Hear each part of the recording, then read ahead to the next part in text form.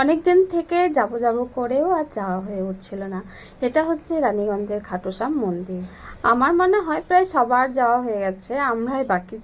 ছোট বোন এবার আসাতে ওর জন্য সুযোগ হয়ে উঠলো এই মন্দিরে দর্শন করা। আর সত্যি বলছি বন্ধুরা, অনেক ভালো লেগেছে এখানে গিয়ে, মানে খুব শান্তি পেয়েছি, আমি তো খুব শান্তি পেয়েছি। তারপর এই মন্দির ভিজিট করে তারপর আমরা রেস্টুরেন্টে একটু খাওয়া দাওয়া শেষ করে বাড়ি ফিরেছি। আর সমস্ত কিছু তোমাদের সাথে শেয়ার করেছি, তোমরা এই ভিডিওটা লাস্ট অবধি দেখো।